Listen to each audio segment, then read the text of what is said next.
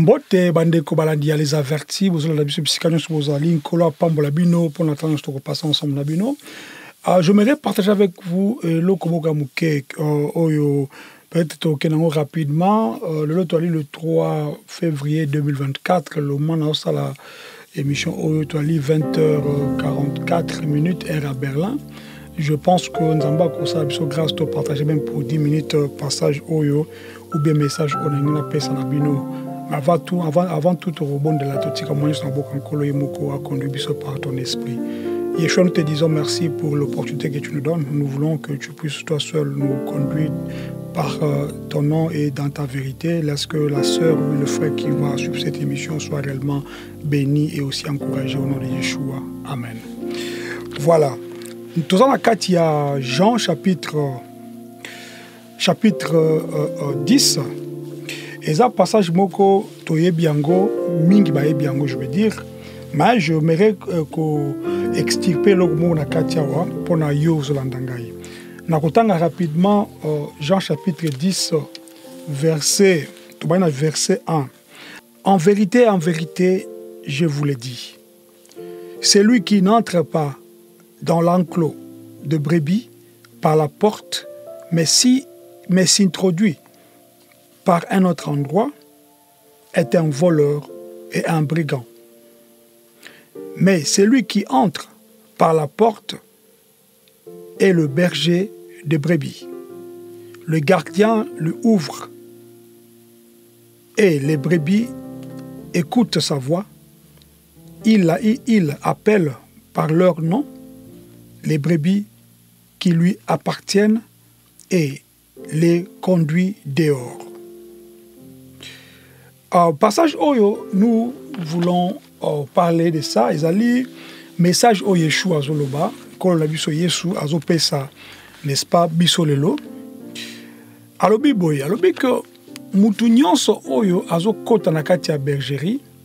Bergerie awa ezali neti mokili, neti elanga, neti place batu bazali, c'est-à-dire na kati ya mokili, soki par exemple to genre le quoi jardin le la enclos le la clôture moko boye batu bazana kati wana obali bana nzambe ndenge to lobaka toujours que nakati na mokili to na bana na nzambe to apena batu na nzambe mais nakati ya mokili batu na nzambe to bana nzambe baza bikela mu ya nzambe c'est-à-dire pas nzambe ame nyonso azali nécessaire pour na royaume ya donc ya likolo c'est-à-dire nzambe ou bien Yeshua tango ayiko kufela biso na mokili awa ayika pona bato malamu temaki pona bato ya mabepe même bato malamu obazaki nakati ya mokili à l'époque o Yeshua yaki bato wana bazalaki sauver te avant qu'il y ait bon comprendre bien c'est-à-dire pour muto ça la sauver tolongoli ba tolokwa leti ba Enoch nzambe moko enlevaki et toyebi suite pété puisque Bible lobi pe le côté par rapport à vie nae mais bato jo batikali soki nano yambi Yeshua na bo moina yote okoki komona bokonza likolo te puisque alobi que je suis le chemin la vérité et la vie c'est-à-dire aza ko laksa biso kaka comment dire aza ko laksa biso otobengi différence entre mutu azo kota na nzela ya malamu pona ko sauver ba âme na mutu azo kota na nzela mabe pona ko sauver ba âme yango na ko linga pena ça la comparaison on a de fait pona ko faire comprendre ce que le Seigneur m'a mis à cœur pona ko ibisa ma sœur mon frère. Boyebi tant tolobaka par exemple pasteur ezako qui ça donc berger nakati n'est-ce pas il y a bateau basalaka ou basana ba na ba bergerie c'est-à-dire ça ba ngombe ça ba tabac ça ba je sais pas ba mouton tout cela mutuana azali responsable n'est-ce pas il y a vie il y a bibwele nae vie il y a ba comment on appelle ça il y a ba nyama nae ozomona c'est-à-dire soki siko mutuana azali oyo penza ke bergerie wana ezali ko appartenir na ye akotika mutu moko peut-être akengelaka donc bergerie wana c'est-à-dire na butu to na moi de façon que mi ba okota pona ko yibate mais soki siko mukolo bergerie aye normalement mukolo bergerie azalo kola mukolo ndako akota na porte normale c'est-à-dire porte o batinyo bazo mona kazo kota apesi gardien mbote akoti akomi ko benga ba nani ba brebis na ye ba yebiye ba bipe voix na ye to mona ngo même na kati ya ba documentaire au mona que berger moko akoti na kati ya enclos mpona koliesa bangulu to je sais pas bantaba to bameme na ye to je sais pas quoi omona bazolanda ye mpo bayebi ye même mbwa ntango mutu oyo aza mokolo na ye ntango oza libanda okomi na porte na lokoti na kati ya ndako tayebisaki ezali yo c'est-à-dire banyama bazalaka na oyo tobengi instinct na sikoyo ezali mpona bango lokola neti ke bayebi mutu wana bayebi soit solo na yo soit bayebi démarche na yo soit bayebi voix na yo ok alors sikoyo na kati ya bergerie awa tozomona ke mutu oyo aza koya na kati ya bergerie lokola kosunga batu to kosunga je vais dire be koliesa je vais dire banyama na ye akoki jamais kokota na fenêtre to na porte mususu ya sima bato bamona ete c'est-à-dire kokota na ndenge te ke ya kobatama te ma kokota na ndenge ke ezali ouvert bato nyonso bamoni ke oui azokota na ezali berger ya donc ya bergerie wana alors idée ezali ke bato mingi bazoya na komba Yeshua lelo bato mingi parce que combat Yeshua lelo komona balobi ki basa ba chrétien basa ba pasteur basali ba c'est pas ba docteur bali ba prophète tout ça et yo ozolanda ngai idée ezali nini idée ezali que mutu azoya vers yo denge bible lobi akeno le bon berger akoya le vrai berger akokota na porte ya normal batikele bafongole porte na gardien akoti sikoyo ba brebi wana bayebi ke mukolo na biso yena ye akobenga bango bakoya pe ensemble abimisi bango libanda po bakena vers pâturage mais contrairement sikoyo na berger oya lokuta akoya na porte ya sima idée na ezake azwa bino akena bino vers d'autres destinations pas na vers pâturage c'est-à-dire akopesa bino maloba oyo ezali pona ko flatter bino pona donc mi pesa na ye tellement 100% que bomi ko landande ole ki bolanda nzambe botala ce qui se passe ici to pesa exemple to loba aboye donc un berger na ndenge normal boye aza ndenge to lobi ndenge bible lobi awa que Yeshua aza berger le bon berger a côté na kati langa puis be ko ta bergerie azui n'est-ce pas banyama to ba mouton eza na kati ya bergerie abimisi bango libanda akeko liesa bango et en aucun cas comme on a berger asenga mouton asenga nyama na ye eloko kolia pourquoi puisque yende mouton ko prendre soin na bango to tiki na le place on a toke na place na ndenge ya famille bwana kati ya famille yo za papa ozana mwasi na ona bana yo disons que bana basa ba mineur to teka à partir à 13 ans kitati na se alors si ko bana wana basa na besoin kolia bako kende ko luka libanda te po ke papa za mama zali biloko kolia ezali OK so ki biloko kolia ezali te papa aza na mbongo to mama aza na mbongo basomba biloko kolia pona bana balia mais jamais komona ke papa zangi biloko kolia to mama zangi biloko kolia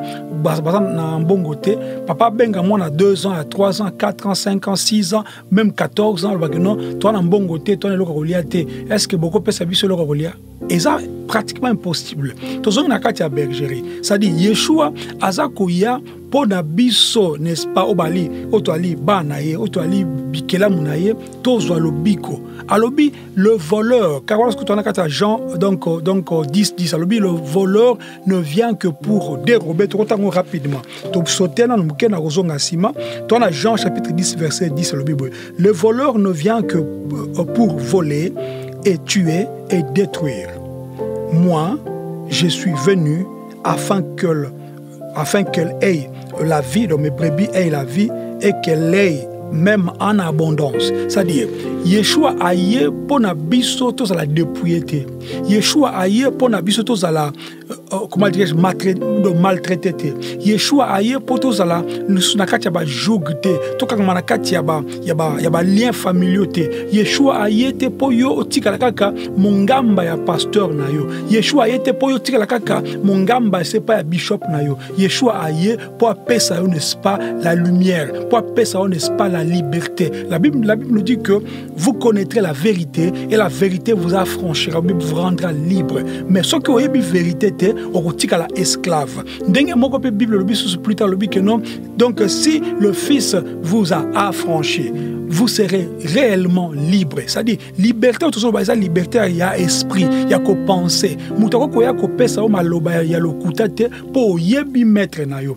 Berger oyo ayebi ba brebi na ye babrebi babi pe berger wana. Pourquoi? Puisque ezali une relation, ezali un lien, ezali ko lié bango. Parce que biso sikoyo bana nzambe, biso toali donc ba disciple ya Yeshua, tozali n'est-ce pas na lien o ezali tout lien ya makila. C'est-à-dire c'est par la mort et par n'est-ce pas la crucifixion ya Yeshua na croix, de biso ko makila na ye, eza makila o ezali que tozwa la rédemption. Na cette rédemption fait en sorte que nyongo biso de côté de tinakati ya nyongo, c'est-à-dire to komi redevable pa nzambe. To aso na raison ko pesa te. Pour tout ça qui m'a ben na jardin de dedans. Nzambe atira ki batu pendant temps mingi. Aye ko zo to leki na ba tango ya ba donc ya ba Noé. To leki na tango ba Sodome et Gomorrhe tout cela. Mais nzambe tellement linga ki mokili na Jean 3:16 ndatida kisko Yeshua o ayaki na mokili azalaki lokola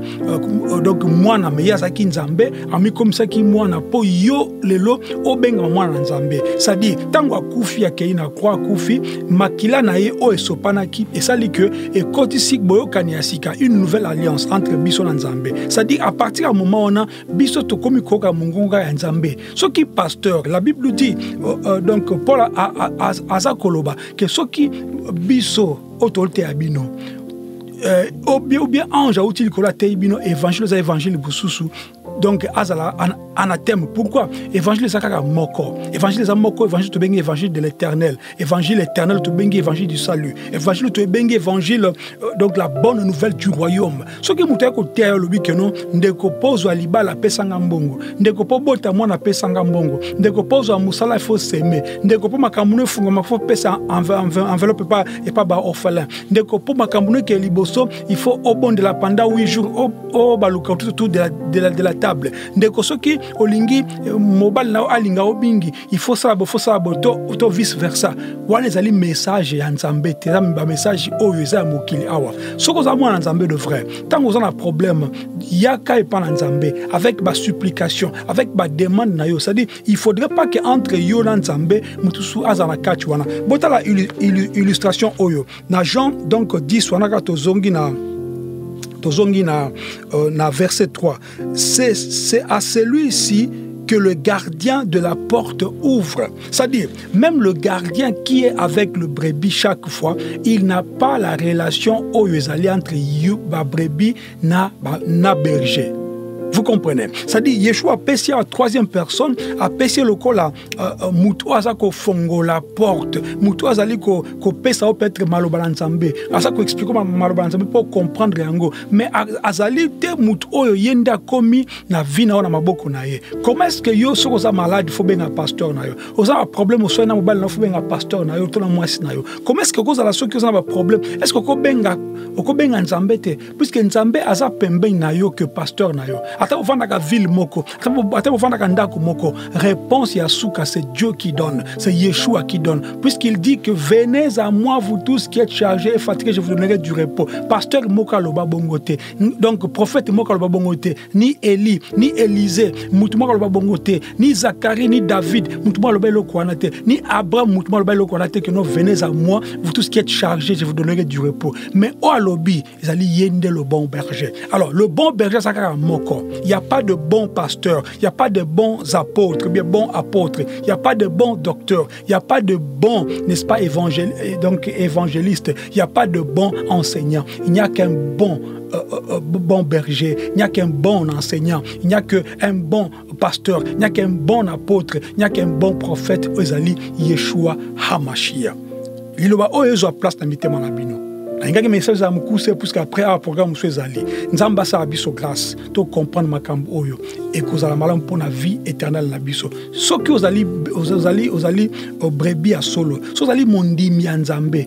Banda lelo boya elo kwana balobaka assemble la kaipa ya pasteur XY boya elo kwana ba o batunaka papa no molimo azawapi boya elo kwana loba za kolobaka no avanga na sala nzambe funa luka donc papa ya molimo boya elo kwana ko sala que non avana banda ministère faut ba changa donc loboko boya elo kwana puisque c'est lui qui ordonne, c'est lui qui consacre, c'est lui qui bénit. Yeshua HaMashiach. Que Dieu vous bénisse pour ce temps que nous passons ensemble bozala vraiment toujours connecté na la chaîne oyo. Ce qui est émission oyo peut-être que tout ça ça les ébélés beaucoup ta botala yango boza toujours béni de fois tous on a souvent puisque Nzambe appelle ça biso ba temps selon ndinga lingi. Les autres to que partager vraiment parole on a bino pour na besoin quelque chose. On a vu quelque chose à la béni. S'il y a des questions, continuez à nous poser, écrivez. Dans la question, par rapport à l'émission passée, mais je n'ai pas encore eu le temps. Il y a autant de vers vous. Mais vous continuez à j'aurai le temps, ou bien nous aurons le temps pour nous vers vous, afin que vous allez réellement bénis au nom de Yeshua. Que le Seigneur vous bénisse. À la prochaine. Shalom.